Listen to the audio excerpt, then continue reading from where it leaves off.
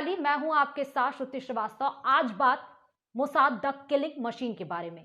Iran में बड़े वैज्ञानिक की हत्या के बाद से ही इजराइल और उसकी खुफिया इकाई मोसाद पर संगीन आरोप थे। अब ऐसे सबूत भी मिले हैं जिससे इसकी तस्दीक हो रही है। मोसाद यानी किलिंग मशीन ने इस बड़े मिशन को अंजाम दिया। इजराइल की खुफिया एजेंसी मोसाद का नाम सुनते ही इसके दुश्मनों में खलबली मच जाती है। इजराइल के पास 3 खुफिया संगठन है जिसमें एक मोसाद भी है। इसका काम विदेशी खुफिया जानकारियों को हासिल करना, इन जानकारियों का विश्लेषण करना और गुप्त ऑपरेशंस को अंजाम देना। मोसाद की स्थापना दिसंबर 1949 में की गई थी। मोसाद के एजेंट्स को दुनिया भर में सबसे खतरनाक जासूसों के तौर पर गिना जाता है। इजराइल की ये खुफिया एजेंसी इतनी सफाई से अपने टारगेट का खात्मा करती है कि कोई सबूत पीछे नहीं छूटता है। मोसाद के खुफिया ऑपरेशंस के किस्से दुनिया भर में प्रसिद्ध हैं।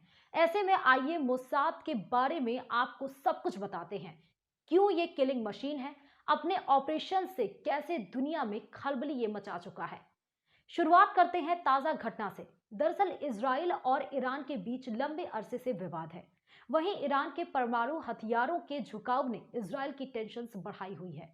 ऐसे में इजराइल को परमाणु हथियारों को बनाने से रोकना था। इसके लिए इजराइल और मोसाद ने ईरान के टॉप परमाणु वैज्ञानिक मोहसिन फाखरीजादे के खात्मे का प्लान बनाया। फाखरीजादे के नेतृत्व में ही ईरान के परमाणु कार्यक्रम को चलाया जा रहा था। मोसाद के एजेंट्स ने फाखरीजादे को ढेर करने के लिए 8 महीनों तक साजिश रची। हत्या के लिए मोसाद के 20 एजेंट्स की एक टीम बनाई गई। एजेंट्स ईरानी वैज्ञानिक की हर गतिविधि पर बाज जैसी नजर गड़ाए हुए थे। इसके अलावा मोसाद के एजेंट्स ने एक ईरानी सैनिक को भी इस प्लान में शामिल किया। मोसाद ने तस्करी के जरिए एक भारी भरकम मशीन गन को ईरान पहुंचाया। इस हमले को कितनी चतुराई से अंजाम दिया गया, इसका अंदाजा इस बात से लगाया जा सकता है कि मशीन गन के हर हिस्से की अलग अलग तस्करी की गई। 27 नवंबर 2020 को मोहसिन फाखरीजादे को सरेआम गोलियों से छलनी कर दिया गया। आइए अब आपको बताते हैं कि मोसाद ने इससे पहले कौन से बड़े मिशन को बड़ी सफाई से अंजाम दिया। साल 1948 में इजराइल के रूप में एक यहूदी देश की स्थापना हुई। इजराइल ने नाजी जर्मनी में यहूदी समुदाय के ऊपर हुए अत्याचारों का बदला लेने की कसम खाई। साथ ही जिम्मेदार लोगों को सजा देने का प्रण भी लिया। यहूदियों की हत्या करने का एक ऐसा ही आरोपी था एडोल्फ इचमैन। इस पर आरोप था कि ये एडोल्फ हिटलर द्वारा किए गए नाजियों की हत्या में शामिल था। इस व्यक्ति के कारण ही होलोकॉस्ट के दौरान 60 लाख यहूदियों की हत्या की गई। हालांकि द्वितीय विश्व युद्ध के समाप्त होने पर इचमैन मित्र राष्ट्रों द्वारा गिरफ्तार कर लिया गया था, लेकिन इचमैन भागकर अर्जेंटीना पहुंच गया।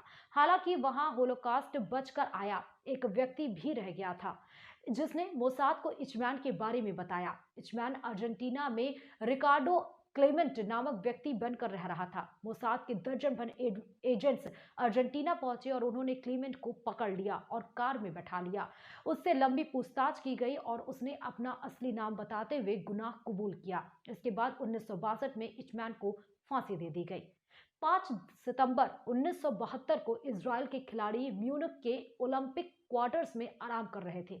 इसी दौरान ब्लैक सितंबर फिलिस्तीन लिबरेशन आर्मी के 8 हमलावर उनके क्वार्टर्स में घुसे। हमलावरों ने ट्रैक एथलीट का भेष बनाया हुआ था। यहां पहुंचने पर उन्होंने राइफल्स और पिस्टल से ताबड़तोड़ गोलियां बरसाकर इजरायली खिलाड़ियों की हत्या कर दी। इस घटना में 11 खिलाड़ियों की मौत हुई। इजराइल और मोसाद ने इस हमले का बदला लेने की कसम खाई। आरोपियों की एक हिट लिस्ट तैयार की गई। इसके बाद ब्लैक सितंबर फिलिस्तीन लिबरेशन आर्मी के संदिग्धों की हत्या का सिलसिला शुरू हुआ। मोसाद के एजेंट्स ने रोम में 16 अक्टूबर 1972 को फिलिस्तीन लिबरेशन आर्मी के इटली प्रतिनिधि अब्देल वॉल ज्विटर की गोली मारकर हत्या कर दी। इसके बाद इजरायली खिलाड़ियों की हत्या से जिन लोगों के भी तार जुड़े उन्हें दुनिया भर में मारा गया। मोसाद और इजरायल डिफेंस फोर्स के खुफिया विभाग का मानना था कि पड़ोसी मुल्क सीरिया एक गुप्त परमाणु प्रोग्राम चला रहा है। उन्हें डर था कि अगर सीरिया परमाणु हथियार हासिल कर लेगा तो वह देश पर हमला कर सकता। इस संबंध में खुफिया एजेंसी को एक सुराग हाथ लगा जिसके जरिए सच्चाई का पता लगाया जा सकता था। दिसंबर 2006 में सीरिया के परमाणु ऊर्जा आयोग के प्रमुख इब्राहिम ओथमैन यूरोप के एक शहर में पहुंचे। इस दौरान उन्होंने जाली प्रमाण पत्र लिए हुए थे। यहां पहुंचते ही दर्जनों मोसाद एजेंट्स उनके पीछे पड़ गए। होटल से लेकर एयरपोर्ट तक उन पर नजर रखी जाने लगी। सीरिया के परमाणु कार्यक्रम से जुड़ी जानकारी को जुटाने और उनकी हत्या करने के लिए योजना बनाई गई। एक दिन इब्राहिम ओथमैन शॉपिंग के लिए बाहर गए। इस दौरान मोसाद के एजेंट्स उनके होटल के कमरे में पहुंचे और उनके लैपटॉप को अपने कब्जे में ले लिया। एक हैकिंग एक्सपर्ट ने एक सॉफ्टवेयर को उनके लैपटॉप में इंस्टॉल किया और जानकारी को हासिल करने लगा। इससे जो डाटा हासिल हुआ उसमें परमाणु कार्यक्रम से जुड़े ब्लूप्रिंट और इसके निर्माण के दौरान लिए गए सैकड़ों तस्वीरें हासिल हुई। 6 सितंबर 2007 को इजराइल ने हवाई हमला कर सीरिया के इस परमाणु सुविधा को तबाह कर दिया। इमाद मुगन्नीह पिछले कई दशकों से मोसाद और इजराइल की हिट लिस्ट में था। मुगन्नीह ने इजराइल समेत दुनिया भर में बम धमाकों को अंजाम दिया था। वह हिजबुल्लाह का प्रमुख सैन्य कमांडर था। इसके अलावा ईरानी समेत दुनिया भर के कई आतंकी संगठन संग उसके संबंध थे। मोसाद ने कई बार इमाद मुगन्नी की हत्या का प्रयास किया, लेकिन कामयाबी हासिल नहीं हो पाई। लेकिन साल 2008 इमाद मुगन्नी के लिए काल साबित हुआ। मोसाद के हमलों से कई दफा बचने के बाद मुगन्नी लापरवाह हो गया, यहाँ तक कि वह सीरिया के दमिश्क स्थित अपने घर पहुंचा। लेकिन मोसाद के एजेंट्स को इसकी खबर मिल चुकी थी। इसके बाद तय हुआ कि उसे घर से बाहर निकाला जाएगा, फिर उसकी हत्या की जाएगी। मोसाद के एजेंट्स पूरी तरह सतर्क और तैयार थे।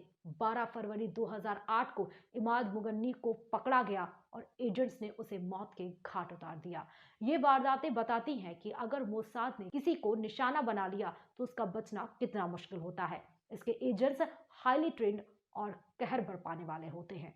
और किसी मुद्दे के साथ आपके बीच होंगे। तब तक के लिए नमस्कार।